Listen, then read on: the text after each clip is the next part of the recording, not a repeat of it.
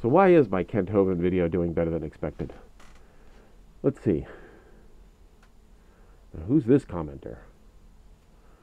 Doki Doki Bible Club?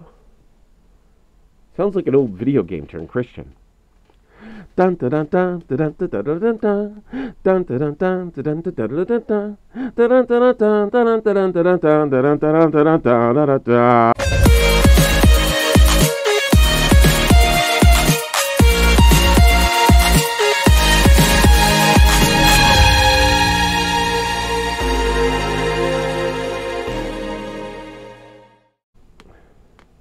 Corsi the Fluffy Atheist here, and so this guy I mentioned is funny.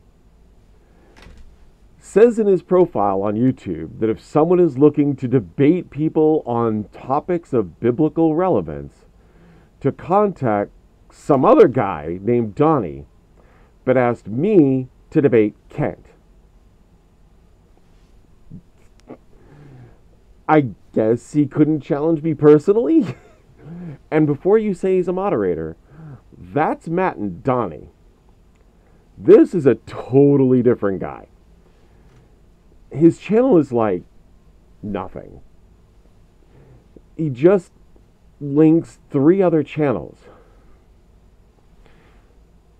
One of them is a Young Earth Creation channel, and that leads to a wealth of ripe content. First of which is an obvious scam. On seeing this, I cannot in good faith just leave it alone. I'm going to take a moment to address this blatant scam before the video actually gets going. So Standing for Truth is getting into cryptocurrency, biblical coins. Please do not get in on something like this. They even tell you in the video they will be taking some of your money for the ministry wallet. And they tell you nothing about what the wallet is for. It's a 2.25 minutes that is just telling you how to buy it. I'm not against cryptocurrency. I could care less about it. But unless I know how it's calculated, why it exists, what guarantees I have, and if I have some kind of a backup when it crashes to protect any of my investment, I am not touching it with a 10-foot pole. If I came out with crypto fluffy coin, would you trust me? I didn't think so. After seeing that, I would never personally want to support the Standing for Truth channel. No. But I will make fun of them. But back on topic. In my last Young Earth video, I said I hardly see Kent actually defend his worldview or show any evidence of it. Well, thanks again, Doki, for showing me a rabbit trail to find a diamond in the rough, a video of Kent talking about his evidence for the Young Earth. For my videos, I like to write a script beforehand, so my ADHD brain has a guideline to run off of. This way, I'm not stumbling and bumbling over myself trying to find the right words in my head while it demands to focus on random things. At the time of writing this part of the script and everything above it, I have not yet watched the video. I will be writing this out as I watch, but for copyright respect in the SFT channel, I will not clip the video. I will clip the audio. So I will link the video to you down in the description below to confirm everything I clip is in their video. As a final preface, evolution is on the table. Straw men are not on the table. In other words, attacking positions evolution or old Earth do not hold will be called out and will be made fun of. I will also call out anytime they intentionally try to make evolution or the age of the Earth sound ridiculous when it's undeserved. Another thing I will poke fun of is anytime they refer to the Bible as evidence without referencing something in scientific discovery to back it up. So, strap in. Pause now and get some popcorn. Make sure you have a beer or two. And if you want to use this as a drinking game, anytime they say we are related to any kind of plant matter, they fight a straw man, or flat out lie about something in science, take a shot. Take another shot if the plant matter is a banana. Wish me luck. It's almost an hour and a half long. You know, before we get started, Kent, did you know that there's people out there who believe they're related to strawberries and mosquitoes? Take a shot. Oh, I debate them all the time. Related to a potato, related to a ladybug. Yeah. Take another shot. A minute 30 in, I might have to rethink this drinking game. If you add up the numbers in the Bible, it comes to about 6,000 years old for the age of the earth. And who cares? I know you do, but I don't. He continues on from here and points out that normal people think the earth is billions of years old, and one of us is wrong. Guess who it is, Kent? There's a difference between thousands and billions. This knowledge bomb brought to you by Standing for Truth and Kent Hovind. From here he gives an example of how old the earth is, billions of years in comparison to thousands by the time it would take you to walk across the country, comparing time to distance. Yes, Kent, billions of years is a really, really long time. Massively long. But he wouldn't know about things being long. He's focused on his short thing. How do you defend the Bible on scientific aspect or the biblical aspect of the age of the earth? I think what he's trying to say is, how do we verify what the Bible claims with what we can observe and study? Okay, getting into the good stuff. Convert me, Kenny boy! Nobody's ever seen a human and a bird being related, but they believe that, and reptiles and ladybugs. This is called imagination. This is propaganda. This is not science. Okay, so Kent pulled up some cheap tree of life chart, highlighted different parts of the chart, and said that. Yeah, Kent, it's science. Learn a thing or two. Might help. Also, he did highlight a tree in that, so take a shot. They say it's 13.82 billion years old. Oh. Then a couple of months ago, they said, no, it's 26.7. They doubled the age of the earth just with one article. Okay, I'm not letting that slide. We're only 5.5 minutes in. I would say any idiot would know there was a scientific paper that article was based on. But Kent here is a special kind of idiot. Maybe 2 idiot kinds were on his ark, and he descended from them. Jesus said, and the Bible says, in the beginning, Jesus said that was the beginning. Bible says nothing. Bible says in 6 days, the Lord made everything. I mean, the Bible could not be more clear. Add up the days, make a chart, put all the numbers together, or buy one of my charts for whatever they are, $10 on the website. The Bible clearly teaches, the earth is 6,000 years old. I know what you think the Bible teaches. I don't care. Show your evidence for it. There's stalactite formations in caves. The earth has a magnetic field, but it's getting weaker. Oh no, there are no magnetic reversals. Oceans are gaining salt every day, and the evaporation takes out just the water. The moon is going around the earth, but the moon's getting further away. The moon's leaving us 1.5 inches a year, 1.6 inches. You go back in time, and the moon and earth would snap together. Population started 4,400 years ago when 8 people got off of Noah's Ark. But the evolution charts have it going back dead level for 160,000 years. Wait a minute, nobody could figure out how to make babies for 160,000 years? Ice cores show less than 5,000 years. Look, I'm sorry that took so long. It could have been longer, but I really got sick of the number of sheer ignorant bullshit Kent is shitting out like diarrhea. Okay, stalactites don't help you. They hurt you.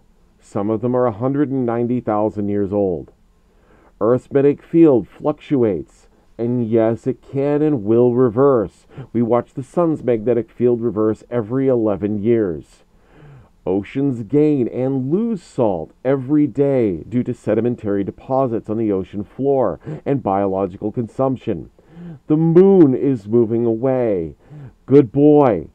But it wasn't always moving away as fast as it is now. Look up the Milankovitch cycles for more information on that. Also, snapping together is not how gravity works. Pick up a different kind of book once in a while, Kent. Yes, people were making babies. I am sure you are having issues getting laid, but it's called agriculture for the first increase in the curve, and medicine for the really steep one. Yeah, we didn't get better at fucking. We got better at not dying. First from starvation, the mumps, and the Black Plague. And lastly, a cursory search about ice cores, which I was not personally familiar with, shows they go back 800,000 years. Holy fuck, Kent. Way to debunk yourself there. The last one in this diatribe is Niagara Falls to claim the falls are 4,400 years old. But again, a little research shows triple that long. I can only believe Kent has to know what the actual timeline is for all the things he brought up and must be blatantly lying. At the very least, I find the idea of him being naive about all of them highly improbable, given the amount of time he has had researching all of this and the number of debates he's been on. I am absolutely sure about the form. If you went scuba diving and you found a treasure chest full of gold coins, and I asked you the simple question, when did it sink? You say, I don't know. Well, look at the dates on the coins. The youngest coin in the box is the limiting factor. Okay, this is stupid. Only an idiot would not be able to see the problem here. But this is Kent we're talking about, and his friends are special kind of idiots. And they're probably going to watch this. For the ship, yes, the coin dates are the limiting factor. Why? Ask yourself one question, where's the gap between? For the ship, the gap is present to past. So the closest date to the present is your most relevant time. But when talking about when the Earth started, the time gap is not present to past, it's past to present. We know we're here between now and yesterday. We know we were here between now and the date of the oldest coin we can see. Let me give you a better analogy. Ask the question, how long have coins been minted? Well, you really take the youngest coin for that? Because I got one dated 2023 right now, so by his logic, coins have only been minted for the past few months, right? Of course not. You take the oldest date coin and see how long coins have been minted. And there's your correct limiting factor. We look for the oldest date of things that we can find, and he gives several other analogies. This is only 10 minutes and 45 seconds into the video. Holy crap, he's already getting so much wrong. Thankfully, I'm not going to clip redundancies. Evolution believers, nearly all of them, will claim the universe began by itself from a big bang. Nothing exploded and made everything. Take a shot. This is not what science dictates. Kent knows this. Just another example of blatant dishonesty. He goes on from here for a while with a diatribe of what can be considered a long-winded argument from ignorance regarding ice cores and several other things. Looky what the Bible says. You know, the thing he's looking to prove correct. And he repeats himself over and over from about 11 minutes 57 seconds to 21 minutes 46 seconds with this comment. Ignorance can be fixed, but stupid is forever. I completely agree. You cannot be fixed. This next thing he says is absolute proof of this. I'm going to leave it uncut, just so you can hear the sheer stupidity in its full glory. The Earth's atmosphere has layers. I think there used to be a seventh layer of ice above that. That layer got destroyed when the fountains of the deep broke open. So I think that no question our Earth's atmosphere has layers, And if you go up a few miles, 6 miles or so, it's real cold, like 100 below zero. I believe there was a canopy of ice over the Earth, and that when that got shattered, super cold ice is magnetic. So this crystalline canopy would be sucked in and dumped on the North and South Pole. We probably got most of the ice that's at the North and South Pole in 1 year from when Noah's flood took place. An ice dome above the Earth. He thinks water coming from below the ground blasted it and shattered it completely, so it only rained down on the poles. Understand, our atmosphere in comparison to the size of the planet is very thin. So his ice layer would have only been, and he shows a clip of the possible locations of his ice dome, 6 miles up and or 50 miles up. He says 6, but we're going to give him 50 miles just to be generous. He would have to think that ice 50 miles up from the equator zipped through the atmosphere through thousands of miles due to magnetism, so it didn't completely crush Noah and his ark. That the solid ice dome wasn't freezing everything underneath it from radiant cooling, and the sun was radiating heat through the ice as if it didn't exist. Not to mention the ice was affected by the magnetism, but the nails in the ark, all his metal tools, any utensils they use, and any other metal would not have been touched by the magnets strong enough to rip ice across the entire planet. Take a shot, because that was a Bible says, and zero anything to back it up.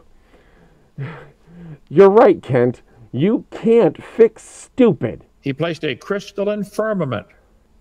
Oh my God. That's a flat earth argument. Is Kent Hovind a flurf? Nah. Maybe I should do a flat earth video next. He talks about the firmament for several minutes from here, and also, take another shot. Earth has a magnetic pole, has a pole we spin around, but there's also a magnetic North Pole. You guys have it up there in Canada, Donnie? I already had my laugh over this. Thank Darwin I paused when I did. A Google search would tell you the actual magnetic north is pointing in Russia's direction from geographic north. And it's the geomagnetic pole in Canada, which is the point where the two actual magnetic poles would average out. Because the magnetic South Pole is not even in the Antarctic ice sheet, let alone in the continent itself. Do a fucking Google search, man. No shot on this. Kent's dumb here, not lying. That's just one, the ice core. And you absolutely failed with that one. Good job, as nothing so far from Kent as evidence for the young Earth. Just more of what was expected. Attempted debunking of scientific understanding. The presentation was supposed to be an hour long, and we're at 25 minutes, 52 seconds. So, about halfway there. How to prove the Earth is not billions of years old with stalagmites. Oldest written language. The calendar. The salt in the oceans. The magnetic field. The spin of the Earth is slowing down. The Sahara Desert is growing. The oil pressure in the ground should have dissipated by now. The moon is leaving us. The sun is burning up. Your Niagara Falls is eroding. The oldest tree in the world. Ice cores. It all fits what the Bible says. Okay. If we had to do shots for every one of these, we would be dead of alcohol poisoning. So we'll just do one shot for the entire clip. Okay, so Stalagmites are older than your Earth. Languages being written doesn't matter, as Earth existed before people could write about it. Same with the calendar. Salt sedimentizes, the magnetic field fluctuates, the spin of the Earth is slowing down in milliseconds, and a recent earthquake actually sped it up a bit. The Sahara Desert is climate change, not Earth age. The oil pressure still has rock-causing pressure. Duh. The moon is leaving, but the speed it's doing so changes and has changed. The sun doesn't burn. It's called molecular fusion. No shit, the falls are eroding. It's not going to last forever. The oldest tree is older than your Earth. That's 10,000 years old for Pando, my buddy. And we showed you how you were wrong about the ice cores. None of it fits what the Bible says. Okay, you asked for a half hour, guys. There you go. Wait, what? You said an hour earlier, didn't you? Let me rewind this. Rewind. Showing my age there. Okay. Okay, I went back. The presentation and its question and answer was supposed to be under an hour combined. Not just Kent's presentation. My bad. You see, Kent, when I misunderstand something, I can be corrected. When you misunderstand something, you stick to your misunderstanding. That just goes back to your ignorance can be fixed, but stupidity is forever thing. Stop being stupid. My ignorance was fixed. So now they go into a little Q&A part. I think this video is actually getting a bit long. Actually, look at it's over 20 minutes already.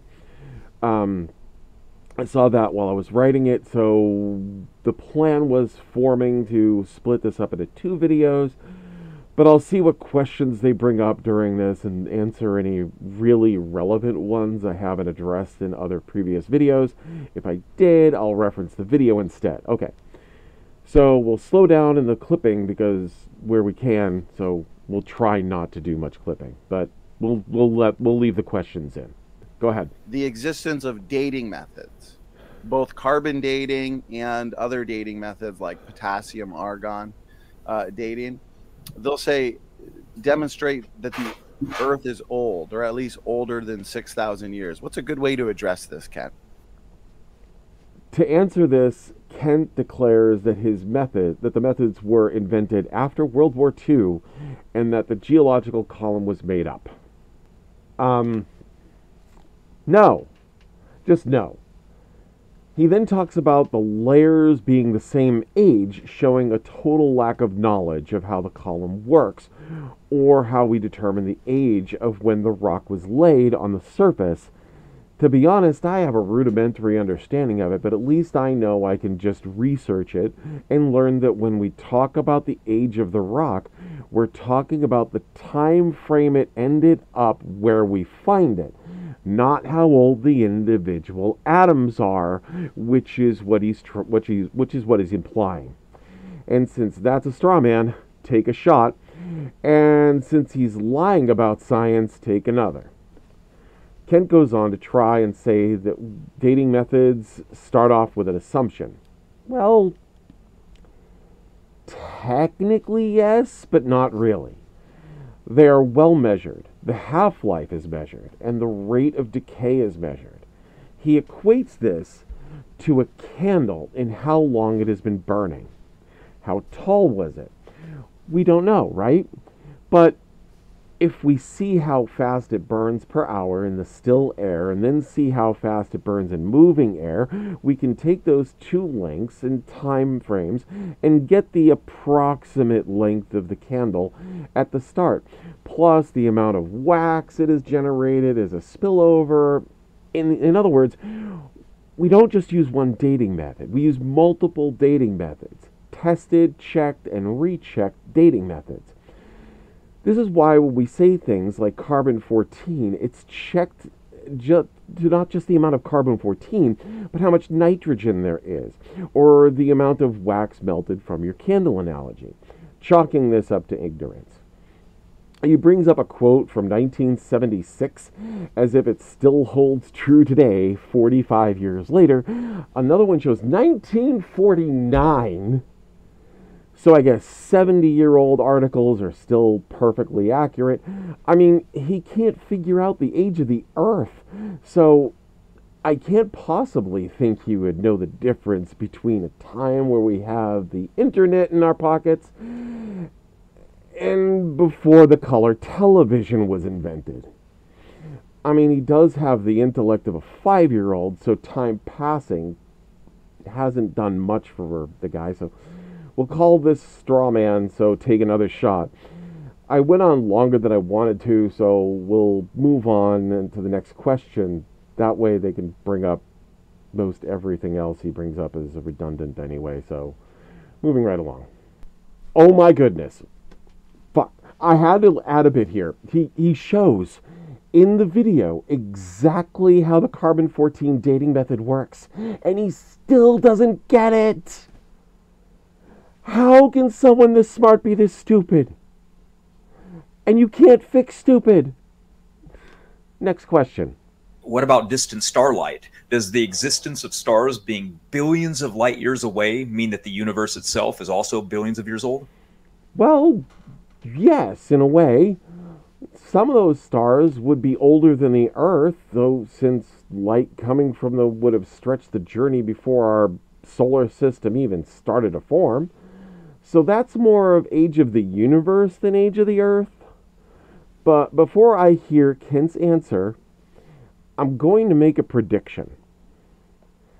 He is going to say, we don't know if light can travel instantly in space, or God made the light already on the way. Either way, he's going to question the cosmological constant, light speed. Let's go. Well, God could have created it yesterday with the stars billions of light years. See, a light year is not a time, it's a distance. Holy fuck, it was immediate. I unpaused, and it was the first fucking thing he said.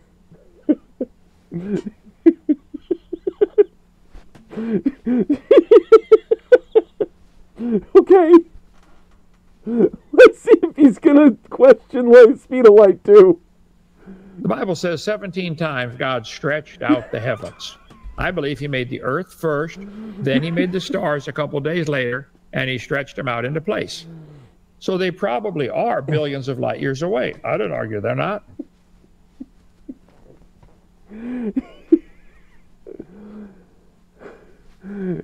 Oh my Darwin, it was seconds. He did it in seconds. He really invoked that God instantly put the stars out billions of light years away after having them really close to broke the cosmological constant. I wasn't expecting it when he did it, but he did it. Fuck me.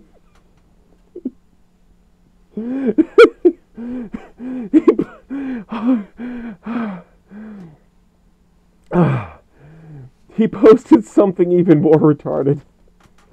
He posted that in 2003, that it's been estimated that there are enough stars for everyone on Earth to own 11 trillion of them.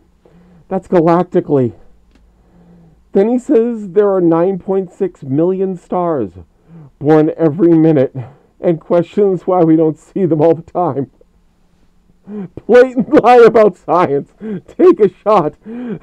Motherfucker, do you think for a half a second you can watch every inch of every galaxy in the observable universe all at the same fucking time? We can't make out every star in our own galaxy at the same time. How are you this brain dead?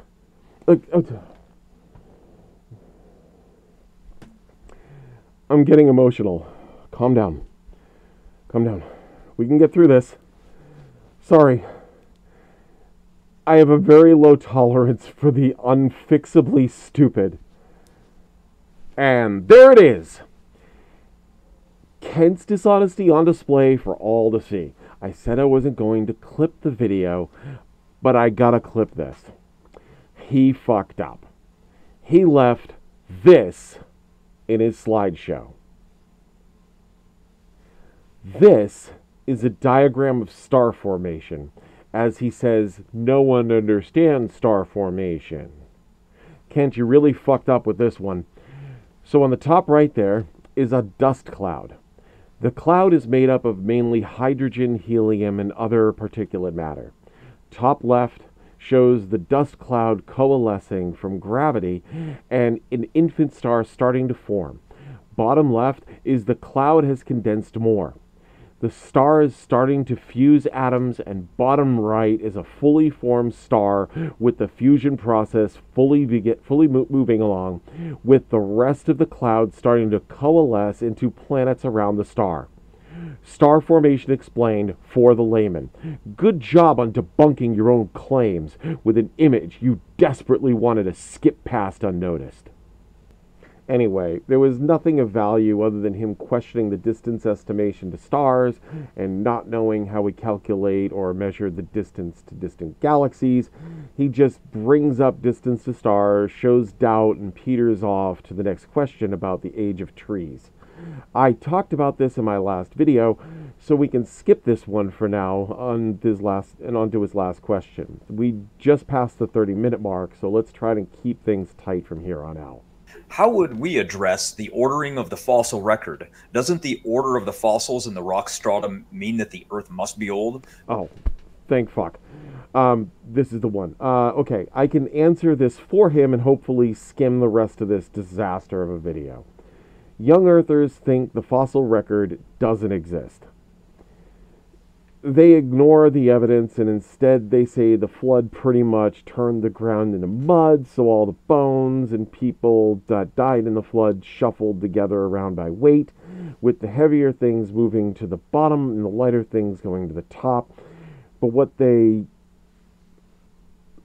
ignore is that if the much stuff is getting muddy with mud going that deep, the currents under the water shoveling mud around, mountains wouldn't have dirt on them anymore. They get washed down by all the currents. That means the olive branch would never have been available for the dove to bring back, since there wouldn't have been nothing for the tree to settle on. And if that is the way Kent is going to go, Methuselah would never have replanted itself for a mountain, which would contradict the earlier claim that he made that I had to cut out. I'm going to speed through that here and get this over with.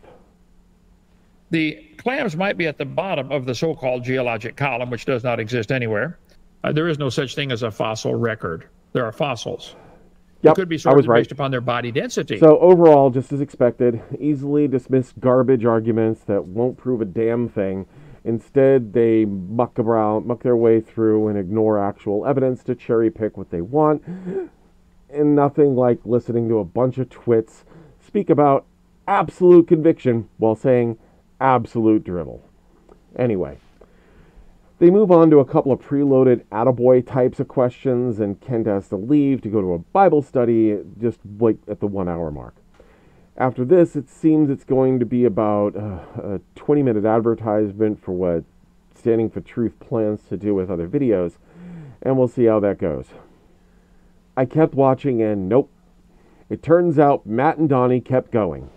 This video is going to be really long, so I'll just say that Donnie mentioned the flood causing worldwide volcanism as if this is a common occurrence. That the flood caused volcanoes to erupt worldwide and left it as only carbon leaking out into the atmosphere and not the fucking spewing molten lava to steam away all the water on the planet. And now that Kent's ice dome is gone and magnetized itself across the whole planet to the poles, all that hot steam would have nowhere to go but expand out of the low atmosphere and get dragged away by the solar wind, leaving nothing for the ark to float on anymore. There are times I don't know. Einstein once said, there are two things that are infinite: the universe and human stupidity. And I'm not sure about the universe. I'm done with all of you. Let me know when you have actual evidence. Anyway, I am Corsi, and this is the Fluffy Atheist. You can usually find me on Discord on the Politics and Religion server, or message me directly at Corsi Stardust. If you like this video, thumbs up. If you don't, thumbs down. Either way, share it with your friends, no matter if you want to share a funny video or you want to point and laugh. I'm good either way.